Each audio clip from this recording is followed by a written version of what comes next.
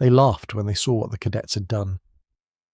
The old man stood at the firing line holding a Springfield 1903 rifle with a bright orange toy scope duct-taped to the barrel, strips of silver tape wrapped around the plastic, holding it in place like some kind of joke.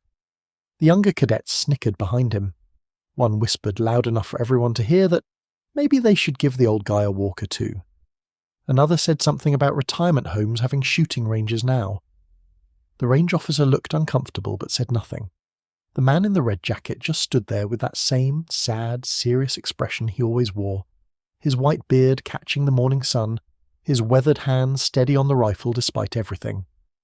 If you believe respect should be earned through actions, not assumptions, stay with this story. His name was never mentioned in the course roster. He had signed up for the advanced marksmanship qualification 3 weeks earlier, showing up to the military academy's civilian training program with worn boots and that faded red jacket over a plain grey shirt.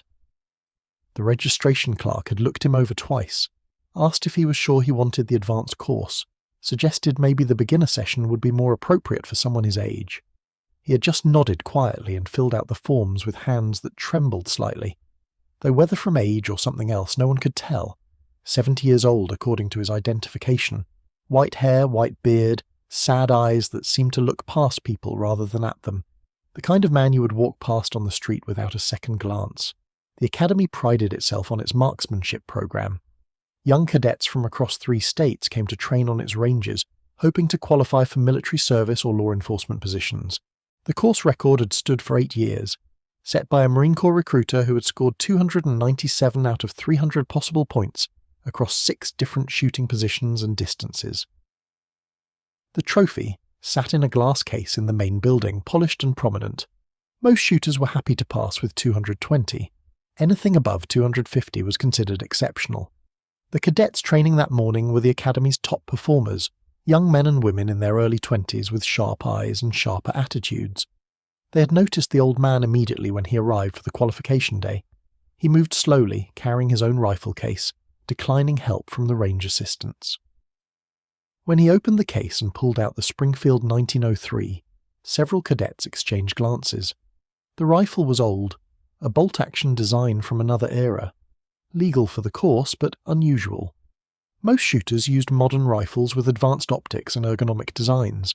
The 1903 looked like it belonged in a museum. Its wood stock was worn smooth from decades of handling. The metal showed honest wear, and the iron sights were the only aiming system it had. Or was supposed to have. 3 of the cadets had arrived early that morning. They had seen the old man's rifle case sitting unattended near the equipment shed while he was in the facility office, completing final paperwork. One of them, a tall kid named Brandon with a high and tight haircut and an attitude to match, had an idea. He pulled a cheap toy scope from his gym bag, the kind that came with a kid's play rifle set, bright orange plastic with fake adjustment knobs. His buddies thought it was hilarious. They opened the case carefully, took out the 1903 and duct-taped the toy scope onto the barrel. They used a lot of tape, wrapping it around and around, making sure it was secure but obviously ridiculous. They closed the case and walked away laughing, high-fiving each other. It was just a prank. Just a joke. The old guy would see it, maybe get embarrassed, maybe realize he was out of his depth and withdraw from the qualification. Either way, it would be funny.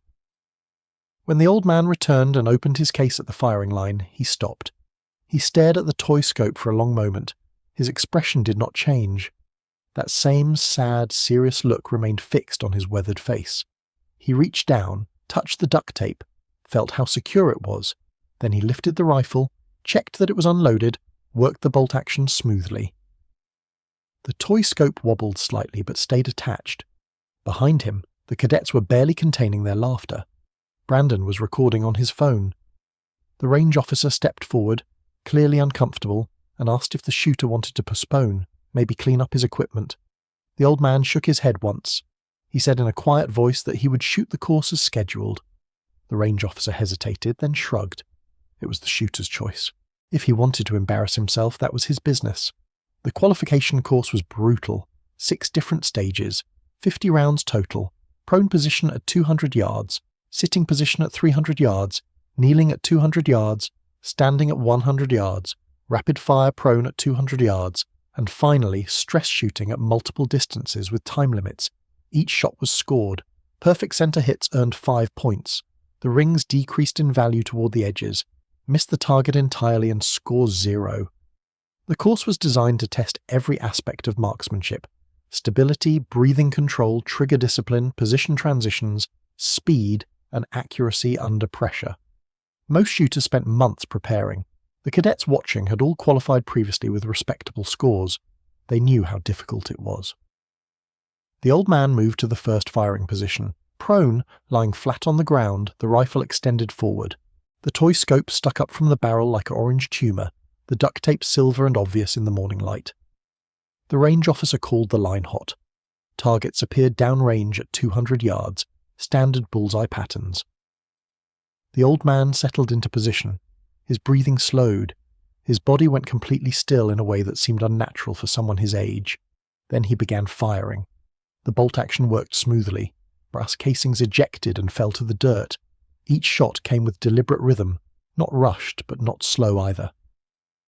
The cadets stopped laughing. Something about the way he shot made them uncomfortable. When the ceasefire was called, the targets were checked. 10 shots, 10 perfect centers, 50 out of 50 points. Brandon stopped smiling. Another cadet muttered that it was just luck, that prone was the easiest position anyway. The range officer looked at the target spotter's report and then looked at the old man with a different expression, something between surprise and curiosity. The shooter was already moving to the second position, sitting cross-legged, the rifle braced against his shoulder and supported by his knees. This position was harder. The body was less stable. The distance was greater. 300 yards. The targets appeared. The old man fired. The toy scope bobbled with each shot. The duct tape held.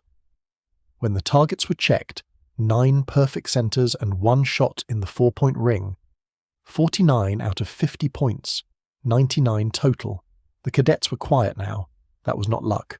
That was skill. Position 3. Kneeling. 1 knee down, 1 knee up.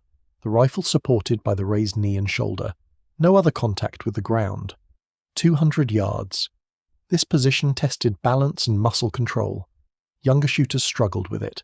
The old man dropped into the position like he had done it 10,000 times before. His white beard rested against the stock. His sad eyes looked downrange through iron sights, ignoring the ridiculous toy scope entirely. He fired. The pattern was the same. Smooth, rhythmic, controlled. 10 shots, 9 perfect centers, 1 in the 4-point ring, 49 points, 148 total. The academy's instructors were gathering now, watching. Word was spreading. Someone was shooting an exceptional score, with a toy scope duct taped to his rifle, standing position, 100 yards, the hardest position, no support except your own body. Arms extended holding the rifle's weight, controlling every tremor, every breath, every heartbeat that could throw off the aim. Most shooters lost significant points here. The old man stood. His red jacket hung loose on his frame. His hands, which had seemed to tremble earlier, were now absolutely steady. He raised the rifle. The toy scope pointed uselessly at the sky. He fired using only the iron sights, his eye finding the alignment through muscle memory and experience that went deeper than conscious thought. 10 shots, 8 perfect centers, 2 in the 4-point ring, 48 points, 196 total. The cadets were not laughing anymore. They were staring. Brandon had stopped recording. His face had gone pale, rapid fire prone. Back to the ground, but now with time pressure. 200 yards, 5 shots in 60 seconds, reload, 5 more shots in 60 seconds, speed and accuracy and tension. The range officer called the line hot and started the timer.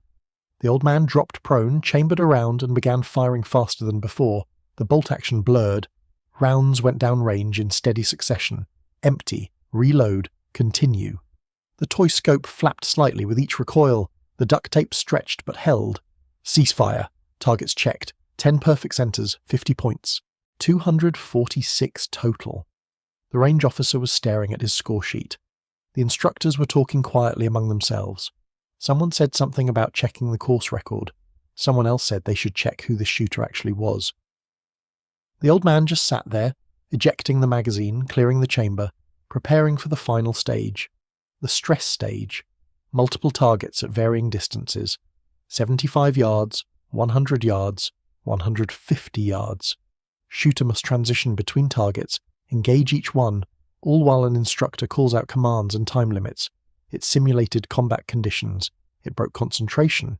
It revealed who could shoot under pressure and who just looked good on a flat range. The old man stood at the line. The targets appeared. The instructor began calling commands. Left target, 2 rounds. Center target, 3 rounds. Right target, 2 rounds. Back to center, 3 rounds. The old man moved through the commands like water flowing downhill, natural and inevitable. The rifle tracked from target to target. The bolt worked. The brass fell. The toy scope bounced and wobbled, completely useless, a joke that had stopped being funny. When the final ceasefire was called, the range went silent. The targets were checked carefully. 54 points out of a possible 54. Every single shot had found the center. 300 total. Perfect score. Course record shattered. The range officer stood there holding the score sheet like it might burst into flames. The instructors were silent. The cadets looked at each other, then at the old man, then at the ground. Brandon felt sick. The old man was setting down his rifle carefully, the toy scope still duct-taped in place, when a black SUV pulled up to the range entrance. A man got out wearing a dress blue military uniform, ribbons covering his chest, silver eagles on his shoulders, a full colonel. He walked directly to the firing line. The range officer snapped to attention. The cadets straightened up immediately. The colonel ignored all of them. He walked straight to the old man in the red jacket. The colonel stopped 3 feet away and saluted.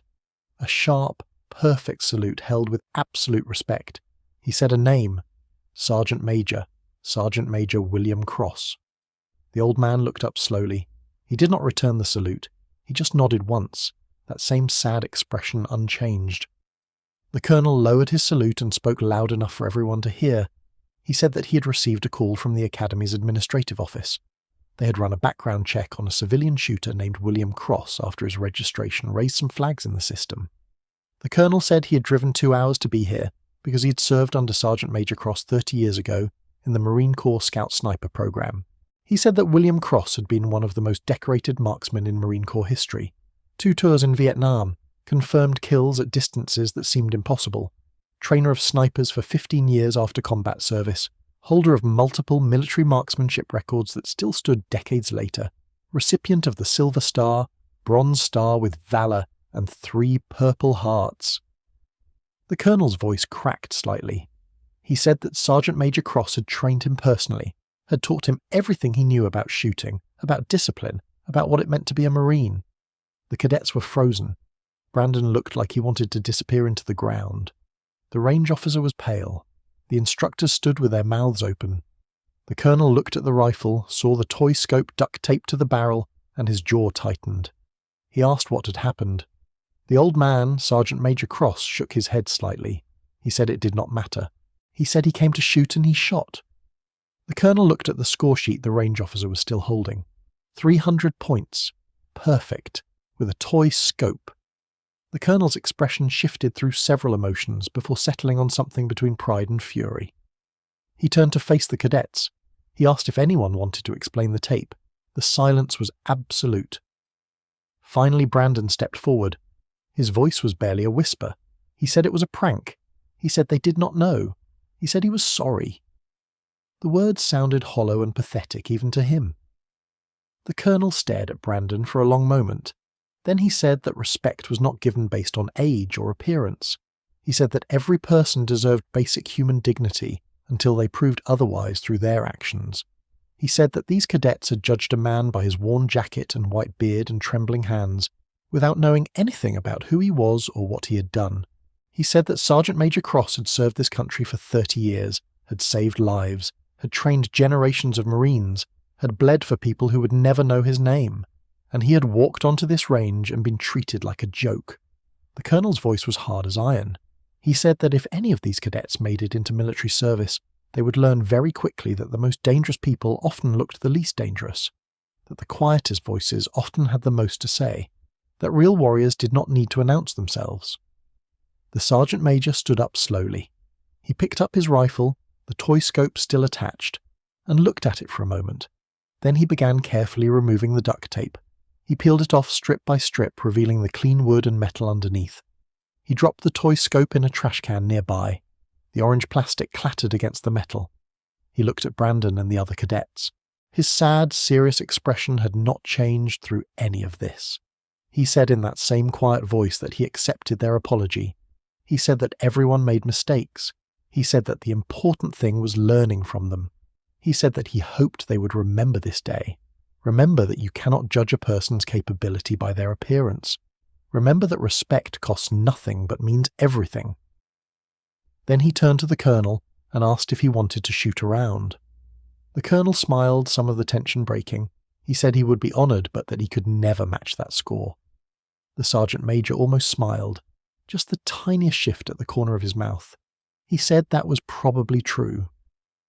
The academy commandant arrived an hour later after hearing about the perfect score. He found the sergeant major sitting in the shade, the colonel beside him, both men talking quietly about old times and old friends. The commandant apologized profusely for what had happened. He said the cadets involved would face disciplinary action. He said he wanted to add the sergeant major's name to the record board, wanted to honor this achievement properly. The sergeant major shook his head. He said he did not need his name on any board. He said he came to shoot because he still could, because his hands still worked on good days, because the rifle still felt right in his arms even after all these years. He said that was enough. The commandant insisted. He said that at minimum they would document this, would use it as a teaching moment for future classes. The sergeant major finally agreed to that. He said if it helped young people learn about respect and judgment, then maybe something good came from it. Before he left, Brandon approached the sergeant major one more time. The young cadet's eyes were red. He said again that he was sorry, that he felt ashamed, that he did not know what else to say. The sergeant major looked at him for a long moment. Then he said that shame was useful only if it led to change. He said that Brandon had a choice now. He could let this moment define him as someone who made a stupid mistake, or he could let it shape him into someone who learned from that mistake and became better. He said that everyone deserved a second chance to prove who they really were. Brandon nodded, unable to speak. The sergeant major extended his hand. Brandon shook it, feeling the calluses and strength still present in that 70-year-old grip. The story spread through the academy within days. The cadets who'd been present told others. The instructors used it in their classes. The toy scope incident became legendary, a cautionary tale about assumptions and respect. The course record board was updated with a new entry, 300 points, perfect score. The name listed was simply Sergeant Major William Cross, USMC retired. Underneath, someone had added a small notation describing the circumstances, including the detail about the duct-taped toy scope. It became the most photographed record on the board. New cadets would read it and ask if it was true. The instructors would confirm that yes, it was absolutely true, and then they would talk about what it meant. The sergeant major returned to his quiet life. He lived alone in a small house 40 miles from the academy. His wife had passed years earlier. His children were grown and scattered across the country. He spent his days reading, working in a small garden, and on good days when his hands were steady, he would take the Springfield 1903 to a private range and shoot. Not for competition or recognition, just to remember. Just to feel that connection to who he had been and what he had done. The rifle was more than a tool. It was a link to his past, to the young men he had trained, to the battles he had survived, to the person he had been before age and loss had worn him down to this quiet, sad old man in a red jacket. Sometimes young Marines would find his address and visit. The colonel had spread the word through his network. They would show up respectfully, asking if the sergeant major would share stories or advice. He usually invited them in, made coffee, and talked for hours. He told them that marksmanship was not about the equipment. It was about discipline, patience, and respect for the weapon and the target. He told them that the best shooters were not the ones with the fanciest gear, but the ones who understood the fundamentals so deeply that they became instinctive. He told them that a toy scope duct-taped to a rifle could not stop someone who truly knew how to shoot, just like obstacles in life could not stop someone who truly knew who they were. The academy eventually invited him to speak at a graduation ceremony. He declined at first, saying he was not a public speaker, that he was just an old man who shot well once. They persisted. Finally, he agreed. He stood on that stage in his red jacket, looking out at hundreds of young faces, and he spoke for 10 minutes. He told them the story of the toy scope. He told them that respect was the foundation of everything in military service and in life. He told them that they would meet people who looked weak, who seemed insignificant, who appeared to be easy targets for jokes or dismissal. He told them that those people might be carrying invisible wounds, hidden strengths, or past achievements that would humble anyone who took the time to learn about them. He told them to choose respect first, always, because you never knew who you were really dealing with. The auditorium was completely silent. When he finished, the applause lasted 5 minutes. Some cadets were crying. Brandon was in that audience. He stood and saluted. The sergeant major, standing on stage, returned the salute. It was forgiveness and acknowledgement and hope all in one gesture. Years would pass. The sergeant major's hands would eventually fail him completely. The tremors would get worse. The day would come when he could no longer shoot, but the story would remain. The course record would stand. The lesson would be taught to new generations of cadets who needed to learn that respect is not about appearance or age or status. It is about recognizing the inherent dignity in every person. It is about understanding that strength comes in many forms. It is about knowing that the quietest people sometimes have the loudest stories. And it is about remembering that a 70-year-old man in a worn red jacket with a toy scope duct taped to his rifle can still teach you everything you need to know about what really matters.